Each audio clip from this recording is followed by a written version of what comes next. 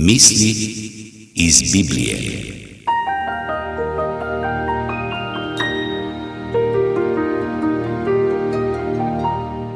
Mati je hotela sina navdušiti za igranje klavirja, zato ga je odpeljala na koncert velikega pianista Paderewskega.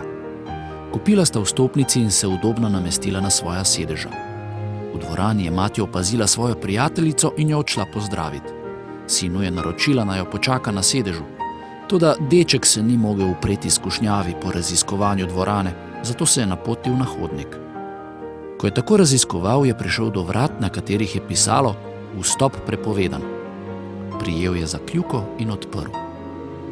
Ko so luči v dvorani ugasnile, je mati odšla do svojega sedeža.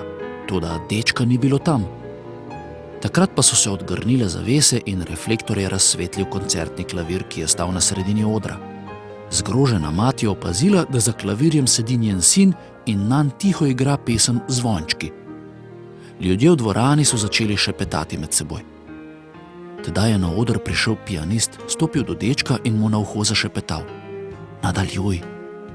Paderewski je začel igrati spremljavo. Čarovnija je trajala nekaj minut. Skupaj sta izkušen pianist in mladi učenec ustvarila čudovito ustvarjalno izkušnjo.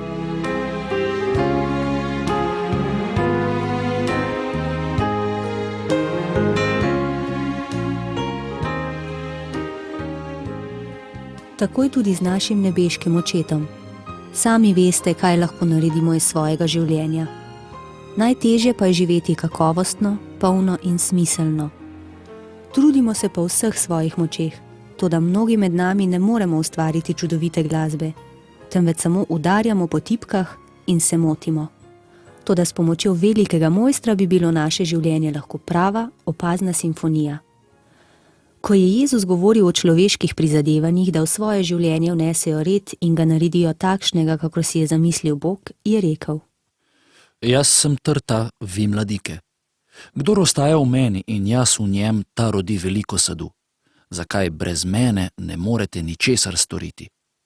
Kakor mladika sama od sebe ne more roditi sadu, če ne ostane na trti, tako tudi vi ne, če ne ostanete v meni.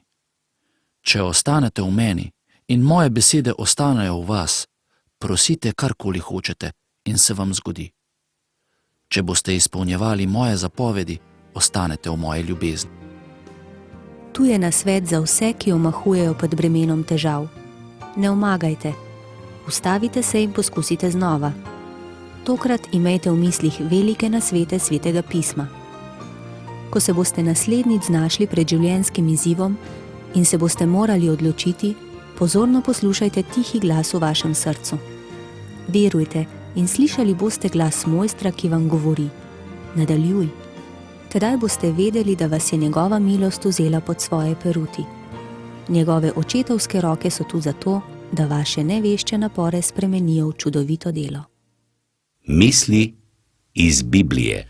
Željko Bošnjak, Alenka Plevnik, Mitja Krže in Tom Mlinar vas do prihodnjič lepo pozdravljamo. Nasvidenje.